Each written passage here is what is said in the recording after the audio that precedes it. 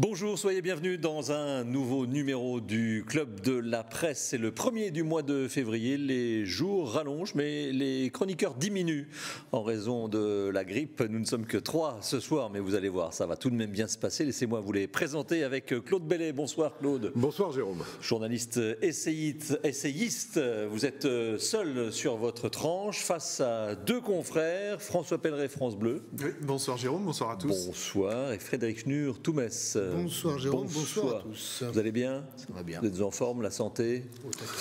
Vacciné?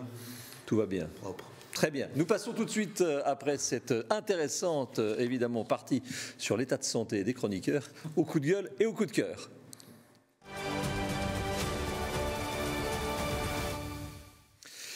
Et on va commencer avec un sujet beaucoup moins drôle et on commence avec vous François Pelleret sur le joueur de basket des Canonniers, Loïc Akono, qui a été victime d'insultes racistes lors d'un déplacement, c'était à Charleville-Mézières. Dimanche dernier, qui joue au club de Metz, Loïc Akono, donc coup de gueule contre cet abruti de raciste dans le public de Charleville-Mézières qui a qualifié Loïc Akono de singe à 2 reprises.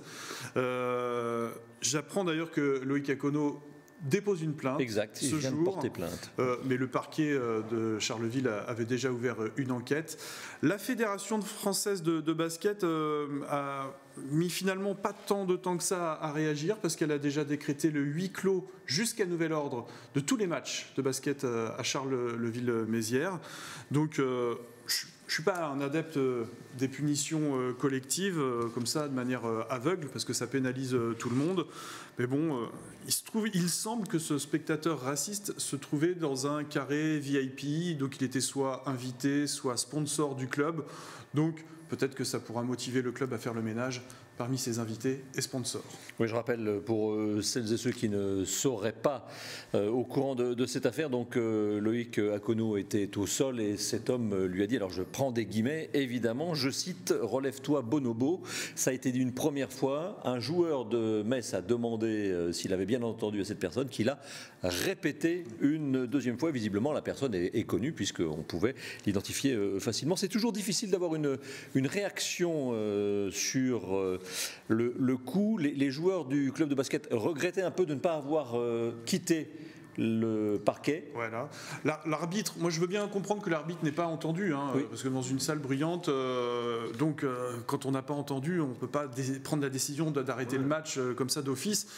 Même d'ailleurs le commentateur de ce match sur YouTube en streaming, lui non plus n'avait pas saisi les choses parce qu'il était son commentaire était en complet décalage.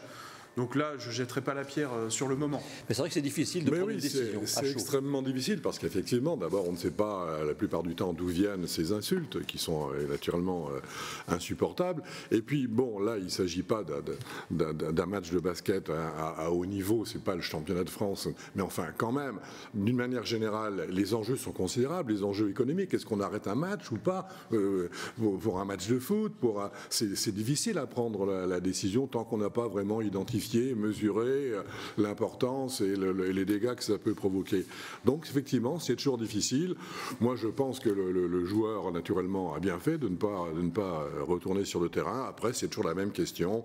Est-ce que ses coéquipiers doivent aller se renseigner auprès de lui et dire, bon, dans ces conditions, on arrête tous? Je pense que ce serait, après tout, une pas si mauvaise solution. Alors, c'est pas le championnat de France de très haut niveau, mais c'est quand même le championnat de France et le National 2. Donc, quatrième division. Il y a des coéquipiers qui ont regretté après. Non, je voulais simplement dire que les enjeux économiques sont moins importants que dans un match. Pas les mêmes, mais bon, c'est un match. Après, c'est sûr que pour le club, c'est une question de savoir est-ce que c'est match perdu, est-ce que c'est quand même intéressant. En plus, je crois qu'ils ont gagné. Enfin, j'en suis même certain. Oui, les Canonniers ont gagné d'un tout petit point. Donc, sur le fil. Mais sur la question des enjeux économiques, la Fédération française de basket, elle y répond en disant non, on fait pas de concession puisque on ordonne le huis clos. Il y aura une perte économique pour le club de Charleville-Mézières. Pas de concession quand il s'agit de racisme. La question de dire est-ce qu'on arrête le match immédiatement après avoir recoupé les faits. À vous.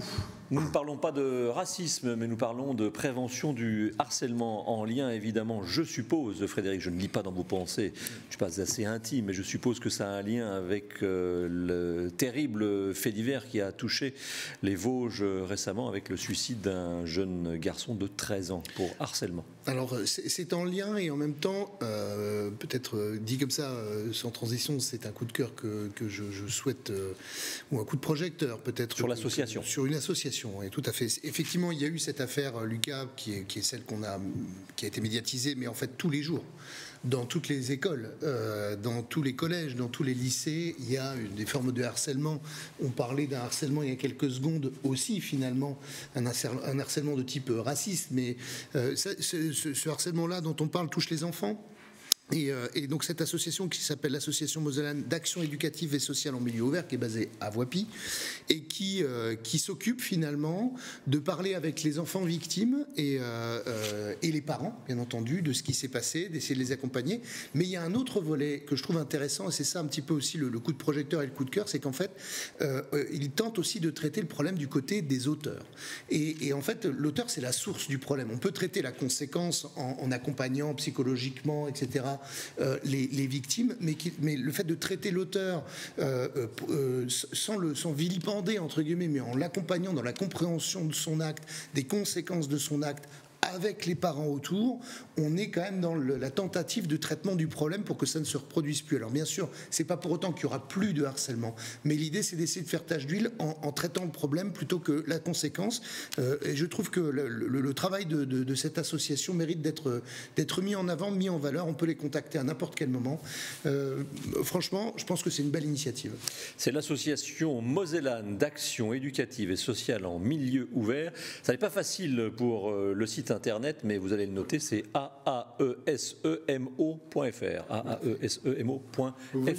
Moi, je pense que ce type d'association, par exemple, devrait trouver sa place dans l'éducation nationale. Il devrait y avoir organisé à l'école des séances organisées par les responsables de cette association. Ça existe. Ah bon, voilà, parce que demande des établissements. Parce que vous avez raison, le fond du problème, bon, il faut naturellement s'occuper des victimes, ça c'est harcèlement, mais il faudrait essayer de couper cette racine, en fait. Ouais, cette racine, et je pense que là, le cadre de l'école s'y prête très bien. On voit les anciens déportés qui continuent à expliquer, etc.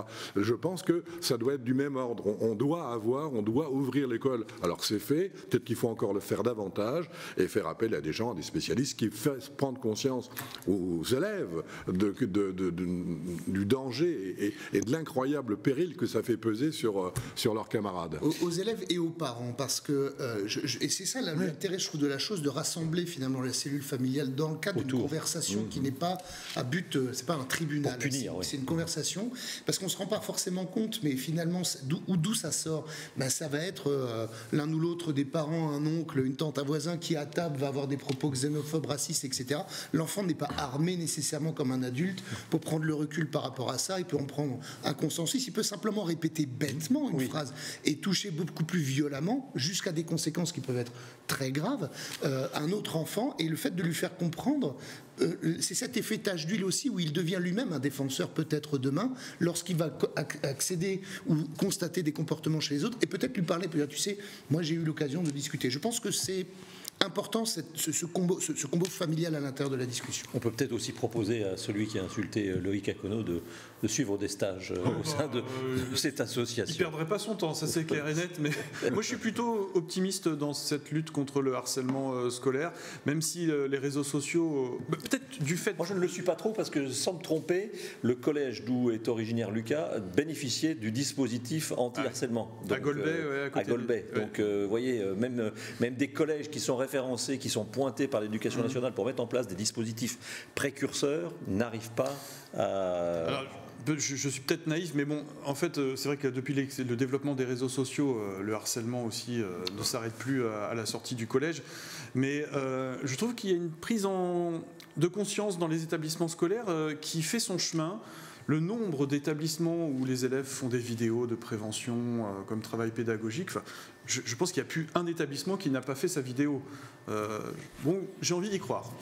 Allez, on passe au troisième sujet, Claude. Votre coup de cœur, une interrogation. Est-ce qu'on peut faire grève pendant les vacances scolaires, puisque l'intersyndicale appelle donc à un mouvement le 7, c'est en semaine, c'est mardi, mais aussi le 11, c'est un samedi. Oui, enfin, toute l'intersyndicale, ça reste encore à déterminer. Les discussions se poursuivent. Bon, c'est une question, effectivement, difficile.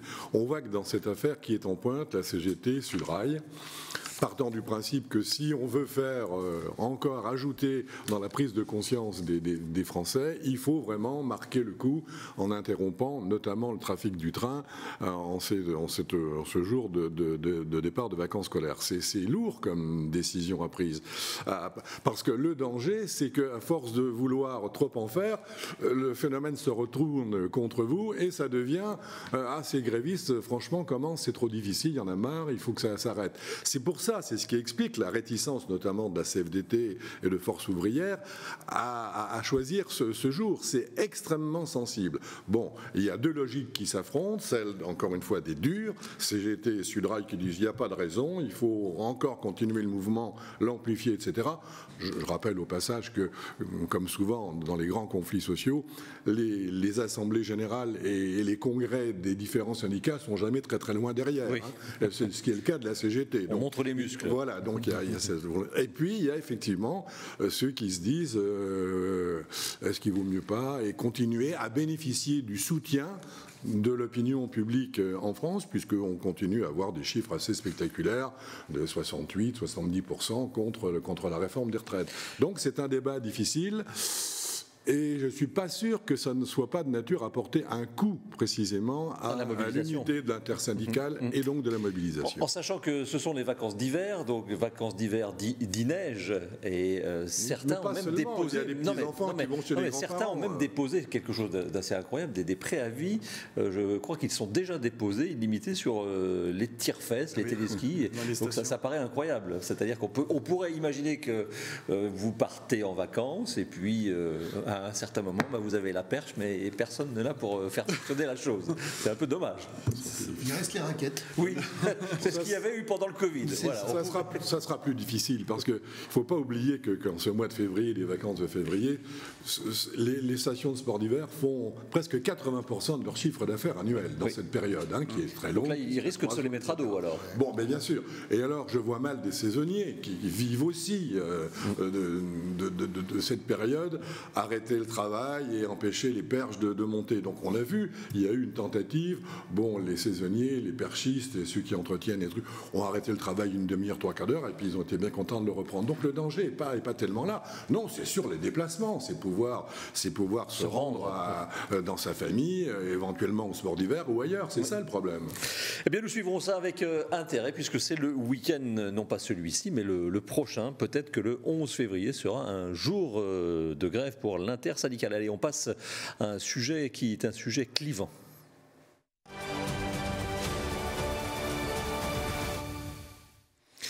Sujet clivant depuis 30 ans. Vous n'étiez pas nés, Frédéric et François, que c'était déjà un sujet. Claude, lui, l'a bien connu. Et évidemment, c'est évidemment la consultation sur l'A31 bis.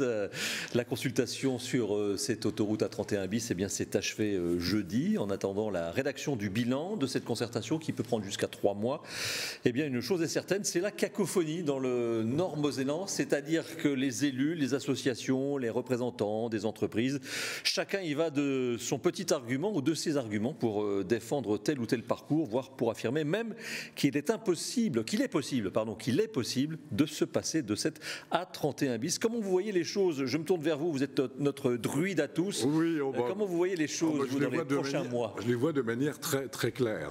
Je ne crois pas que l'A31 bis verra le jour un jour. Incroyable. Je pense que ce projet ne verra jamais le jour, pour les raisons qu'on vient d'évoquer, l'incapacité des acteurs locaux à se mettre d'accord, qui sur le tracé, qui sur le financement. Donc ça fait 20 ans que ça dure, il n'y a pas de raison que ça dure encore pendant 20 ans, sauf qu'au fur et à mesure du temps, le transport automobile automobile, par les voitures, c'est-à-dire par l'essence, par le gasoil, etc., est en train aussi de peser sur ces décisions. Est-ce qu'il vaut mieux construire une autoroute ou une A31 bis plutôt que de développer quelque chose par le rail, vous voyez? Donc je pense que le temps fait que je pense qu'on n'arrivera jamais à satisfaire tout le monde, sauf à ce que l'État prenne les choses en main et décide, je trace, je finance, mais ça, alors là, je ne vous dis pas les conséquences. Et je pense aussi parce que le transport polluant par des véhicules automobiles propulsés par de l'essence ou du gasoil, c'est quelque chose qu'il faut maintenant considérer comme plus d'avenir. Alors, au-delà du fait donc, de l'engagement, de la promesse de Claude que cette autoroute ne sera pas, comment vous voyez les choses? On sent quand même que dans le Nord-Mosellan, il y a des clivages, même au sein d'élus, de même bord, de même tendance politique. À gauche, Michel Lipgott et puis Philippe Tarillon, qui est toujours un homme de gauche et l'ancien maire de Florange, ils ne sont pas du tout d'accord sur cette question-là. Oui. Mais c'est sûr que dans cette cacophonie, on entend surtout les anti, je trouve. Et il y a un appel aussi aux pros A31 bis à s'exprimer. Ils sont un petit peu trop prudents. Je ne sais pas s'ils ont du mal à assumer ou pas. Alors, je vais vous couper un instant pour vous lire l'extrait du discours tenu par Patrick Weiten lors de ses vœux. Sur l'A31 bis, elle ne peut pas se borner, il parle de la consultation, elle ne peut pas se borner uniquement à avoir une écoute disproportionnée et bienveillante en direction des minorités de proximité, aussi agissantes soient-elles, et cela sans entendre avec la même acuité l'expression trop silencieuse des victimes au quotidien de cet axe majeur. C'était donc Patrick Weiten lors de ses vœux, le président du département de la Moselle. Donc ça rejoint ce que vous dites, c'est-à-dire qu'on entend, et même le préfet le dit dans certaines prises de position, alors avec évidemment la retenue qui lui incombe, mais le recours à l'autorité, mais c'est tellement difficile. Ceux qui veulent la 31 bis, dites-le. Alors pourquoi ne le disent-ils pas? Ils le disent. Permettez-moi d'intervenir. Je vous permets. Je vous en remercie. J'étais présent pour cette réunion de synthèse qui a eu lieu le jeudi 2 février à Thionville, et au cours de laquelle très belle date, le 2 février. Très belle date. Oui, j'ai dû oublier de vous souhaiter votre anniversaire. C'est pas très important. Il y a eu 18 expressions en tout, dont celle d'élus, bien entendu. Patrick Weiten en faisait partie, mais il n'y avait pas que lui. Il y a également Pierre Cuny qui est intervenu. Il y a Rémi Dick. A31 bis. En réalité, je trouve que dans ce dossier, cette fois-ci, il y a une unité entre les élus et les milieux économiques sur le fait de dire il nous la faut, et vite, décider vite. Il y a une unité dans la perception des messages qui est de limiter le plus possible l'impact sur les populations et l'environnement, le parc de Bétange, etc. En choisissant, en tout cas, j'ai la sensation que le choix qui sera fait sera un tracé qui passera en tunnel profond. C'est la sensation que j'ai eue à l'écoute hier des différentes interventions des uns et des autres. Il y aura une décision puisque le préfet a déjà tranché, c'est à lire sur Toumès, petit coup de promo au passage, parce que le préfet dit au terme j'ai entendu, mais je n'ai pas, je cite le préfet de Moselle-Laurent Touvet, je n'ai pas été ébranlé par les arguments des contres. Alors, il nous faut une infrastructure et donc je vais en proposer une dans un mois au ministre et le ministre tranchera. Laquelle, selon vous? Alors, selon moi, on est sur le tunnel F4, tunnel profond. Voilà, F4, on peut les voir puisqu'on les a à l'image. Donc, c'est 4 propositions. Dans quel ordre elles vont arriver? Donc là, c'est le tunnel, le F4. Mais alors, quel chantier c'est un gros chantier, c'est un tunnel profond, 630 millions d'euros. Voilà. Voilà, ok. Alors, et donc un péage qui est plus cher parce que de toute façon, ce sera une autoroute à concession. Et en fait, l'impact, il est en gros de 50 € par mois en plus sur l'abonnement péage qui sera de l'ordre de 170 €. Mais on est en face d'une décision qui est, à mon avis, proche d'être prise, en tout cas localement, par rapport à une époque que Claude pourra sur le tracé. Sur le tracé, bien entendu. Mais le financement dépendant de... voilà. Mais c'est ça l'essentiel, mon cher Frédéric. Alors là, on vient de voir, pardon Claude, je vous laisse la parole après, on vient de voir les 4 propositions. Ce sont des fuseaux, normal, nous sommes en en Lorraine. Ça, c'est un petit coup d'œil à ceux qui adorent la charcuterie. Donc le F10, c'est le viaduc, 470 millions maximum. Après, on a le tunnel profond, le 630 millions, c'est le F4. Le F5, tunnel de surface, c'est-à-dire qu'il n'est pas très enterré, 360 millions d'euros. Le F5, tunnel profond, à 640 millions, plus les petits axes autour. Il y en a pour 800 millions, on va dire presque le milliard, puisqu'on sait très bien que ce que l'on va commander aujourd'hui va prendre un petit peu de plus-value dans quelques temps. Et c'est là où le bas blesse, c'est-à-dire que l'État, de toute façon, a déjà dit qu'il n'avait pas les moyens pour la réaliser. D'ailleurs, dans votre calcul, moi, je trouve qu'on est plus près des 2 milliards d'euros que du milliard. Ah, vous y allez fort. Peu importe. Il n'en reste pas moins que, supposons, imaginons qu'on se soit enfin mis d'accord sur ce tracé, le creusement de ces tunnels, etc. La question essentielle qui va provoquer de nouveaux déchirements, de nouvelles discussions sans fin, c'est celui du financement.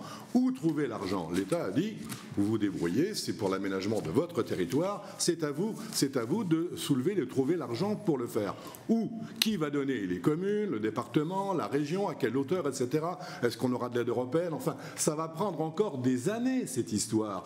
En plus, on nous promet une autoroute qui sera partiellement à péage. Donc il va falloir aussi convaincre et faire admettre à l'opinion publique, mais oui, que pour se déplacer sur cette nouvelle autoroute fictive, il faudra en plus payer un droit de péage. Donc je pense que, moi, contrairement à ce que semble penser Frédéric Schnur, je pense que les débats sont loin d'être terminés sur le tracé, et que surtout, l'énorme problème qui s'annonce si c'était fait, ça serait celui du financement, qui va encore reporter cette histoire pendant, je vous le dis, des années. Et sans relancer l'écotaxe. Oui, alors, mais pourquoi pas les transporteurs, parce que cette autoroute, elle est hyper nécessaire pour le transport routier à travers l'Europe. Hein. Ça peut être une partie du financement de l'Europe, cette A31. Alors on a beaucoup parlé de ceux qui sont plutôt opposés, qui voient toujours la difficulté d'avoir une autoroute au fond du jardin ou pas très loin de chez eux. Il y a ceux qui sont pour, et vous le disiez, on ne les entend pas assez. Donc il y a Madame Barthélémy qui s'est d'ailleurs exprimée chez vous, la patronne très engagée de Manuloc. Il y a aussi André Bousser, le patron de l'Union des entreprises de la Moselle, avec une association qui s'appelle Impact Mobilité. Ces gens-là, eux, parlent fort, ils essayent de se faire entendre. D'un autre côté, il y a aussi certains, et vous l'avez dit, qui imaginent, comme Guy Haraud, l'opposant à Thionville, donc un vert, il faut penser sans autoroute. Est-ce que vous pensez sincèrement qu'avec 150 000 frontaliers en 2040, je crois, on peut se passer de l'autoroute, oui. Frédéric Schnur? Oui et non. Et en fait, ce que moi j'ai constaté, c'est qu'il y a d'énormes moyens, en tout cas des moyens, peut-être pas énormes, le mot est déplacé, mais des moyens qui ont été consacrés à l'étude de l'autoroute. Mais dans le même temps, personne n'a consacré des moyens à niveau équivalent sur le calcul d'impact de l'ensemble d'une série complète et intégrale d'autres solutions alternatives et comment pousser les utilisateurs à y aller. Mais ça fait des années qu'on pousse les utilisateurs à prendre le train. Ça fait des années qu'on voit des parkings de covoiturage vides. Ça fait des années qu'on essaye de faire sortir monsieur, madame, tout le monde de sa voiture pour le mettre ou la mettre ailleurs. Mais ça fait des années aussi que le télétravail ne s'est pas autant développé. Mais vous imaginez que tout le monde peut travailler en télétravail sur 150 000 frontaliers. Et quand vous parlez de ces échéances lointaines, le télétravail aura pris une part considérable et forcément diminuera la fréquentation. Et il est dès aujourd'hui. D'autant qu'en dehors de l'autoroute, du routier, il y a d'autres systèmes. Encore une fois, le rail existe. Alors Madame Barthélémy le dit, on a raté le ferroutage. À condition aussi que les Luxembourgeois fassent un effort et nous aident peut-être dans ces financements, bien sûr. C'est pas totalement fiable, hein, le rail actuellement. Il y a des jours, enfin on compte les jours où il n'y a pas de problème. Quand je parle de rail, c'est d'un nouvel investissement, comme ça a déjà été évoqué, l'espèce de monorail électrique au milieu de l'autoroute existante, qui permettrait déjà... voilà, il peut y avoir des investissements aussi dans cette affaire. Les 2 milliards ou le milliard 500 millions qu'on mettra pour construire, si on y arrive, cette autoroute, on peut mettre un peu d'investissement ailleurs pour imaginer un autre moyen de transport qui s'inscrira plus dans l'ère du temps, dans l'ère de la protection de la planète, de l'écologie, etc. Alors, le temps tourne, mais c'est vrai que malheureusement, nous n'avons pas beaucoup de temps. Le monorail a été expédié d'un revers de main, sans trop savoir pourquoi. Voilà, c'est quelque chose qui n'a pas été... Pour moi, ça reste encore assez abstrait. Oui, il aurait fallu des études pour montrer, pour concrétiser dans les esprits comment on peut passer un monorail au moment du triangle de la Fenne. bench là quand A30 et A31 se séparent. Oui, non, mais il y a des problèmes comme pour le tracé de la 31. Oui, il y a des trucs, il y a des infrastructures à faire. Revenons au sujet de la 31. Si on parle de ce contournement, c'est parce que justement on ne peut pas élargir le pont de Bourgard, qui est difficile. Tout ça concerne évidemment le contournement de Thionville, puisque de Thionville jusqu'au Luxembourg, c'est une mise à 2 fois 3 voies qui est prévue normalement, avec une voie réservée au bus et au covoiturage sur la droite. Ce que j'entends des partisans de la 31 bis, leur principal argument, c'est que c'est un mal nécessaire. C'est pas très vendeur d'avoir comme argument un mal nécessaire. Donc c'est peut-être pour ça le manque d'enthousiasme qu'il y a autour des partisans, parce que il y aura quand même des sacrifiés. Enfin, les Florangeois, tous ces habitants-là, même s'il y a un tunnel, il y aura des habitants qui seront sacrifiés sur l'autel de l'intérêt général. On avait déjà tracé la 31 au bord de l'église Beauregard à Thionville. On avait fait quelque chose d'étrange, je trouve. Cette autoroute au bord. Pas confondre avec Entrange. et là, on va faire d'autres sacrifices. Bon, c'est au nom de l'intérêt général, mal nécessaire. Et dernier mot, le mot de la fin avec Frédéric Schnur sur ce sujet. Moi, ce qui me contrarie finalement, c'est que la possibilité qu'il n'y ait pas de tracé retenu n'a pas été soutenue par des études et des données à hauteur, et donc c'est pas vraiment comparable. Et ceux qui protestent, c'est-à-dire de dire voilà, si on ne fait rien, il va se passer ça. Voilà, ça c'est les tracés, combien ça coûte, les impacts, etc. Et ça c'est le faisceau de toutes les autres solutions, combien ça coûte, combien de temps ça prend, voilà. Mais le niveau des données est très élevé sur la 31 bis. Le niveau des données de l'ensemble du combo, du faisceau, du reste n'est pas très élevé, et finalement sort avec des bouts de ficelle parfois par ceux qui s'y opposent. Et c'est ça qui est dommage, parce que finalement c'est presque ça le non-choix qui est proposé. On n'a pas le choix parce que est-ce qu'on a vraiment étudié les choses jusqu'au bout? Mais le problème, c'est on peut financer des études sur l'autoroute. Qui finance ces études qui vont toucher du rail, du bus, personne. Ce sera le mot de la fin, voilà, puisque nous avons été très bavards. Il n'y aura qu'un seul thème aujourd'hui. Cela vous apprendra comme quoi même à 3 vous êtes incroyable. La 31 bis, il y a du pour et du contre, et je pense que nous allons en parler encore pendant longtemps. Voici l'œil de l'Indingre sur la question. Dans une cuisine qu'on imagine au nord de la Moselle, t'imagines une autoroute qui passe au fond du jardin. Quand on n'arrivera pas à dormir, on pourra compter les camions, dit le monsieur à Saddam. La citation du jour, je vous la fais découvrir, je vous fais découvrir surtout son auteur qui nous dit « Je cultive mon jardin et dans ma vie professionnelle comme dans mon carré de jardin, j'ai bien l'intention d'exclure les navets. Il y a un indice énorme. » Qui l'a dit? Si j'ai bien l'intention d'exclure les navets. Jean quoi? Du Jardin? Non, non, pas Jean du Jardin. C'est un acteur récemment mis à l'honneur pour les 40 ans de sa disparition. Louis de Funès, voilà, 1983, c'était fin janvier 83. Louis de Funès nous a quittés, de grand acteur évidemment. C'est pour ça qu'il y avait le mot navet dans la citation. Mais je vois que vous n'avez pas percuté. C'est pas grave, ce sera pour la prochaine fois. Merci en tous les cas, messieurs, d'avoir participé au Club de la Presse avec un générique spécial de fin qui est évidemment un hommage à Louis de Funès. Bonsoir.